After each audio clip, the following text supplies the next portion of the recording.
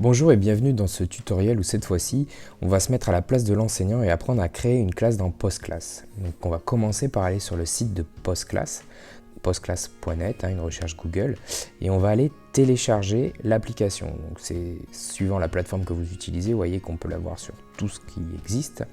Donc moi j'ai un Mac, donc je la télécharge en version Mac. Je vous conseille de le faire sur un ordi dans un premier temps, au moins pour créer vos classes, c'est le plus simple.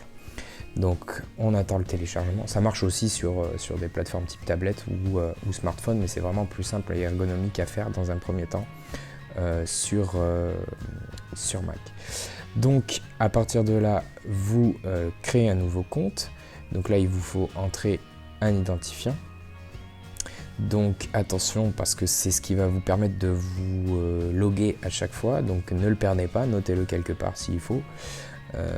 Ou mettez quelque chose que vous avez l'habitude d'utiliser. Pour le mot de passe, il vous faut obligatoirement un caractère spécial, une majuscule, des minuscules et des chiffres et au moins 8 caractères. Donc pareil, je vous invite à prendre un mot de passe dont vous avez l'habitude d'utiliser ou du moins que vous êtes censé vous rappeler. Notez-le si besoin.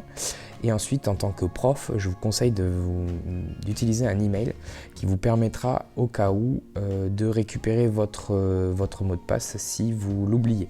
Voilà, ça m'est arrivé, donc je vous conseille de le faire. Ensuite, il suffit de vous loguer donc avec votre identifiant et votre mot de passe et de cliquer sur connexion. À partir de là, on n'a pas trop le choix, on peut faire que le plus. Avez-vous une invitation? C'est pour les élèves, nous non. Donc on va créer notre classe.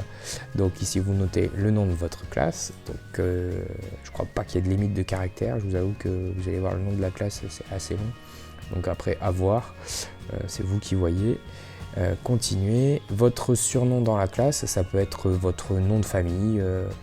Là bon, j'ai volontairement mis mon prénom. Après c'est vous qui voyez.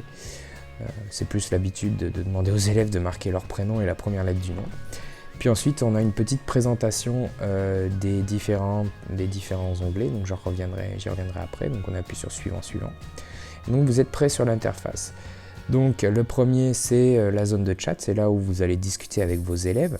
Vous pouvez y ajouter des images ou des fichiers. Alors je ne sais pas si on peut mettre des fichiers Word ou Pages, bon peu importe.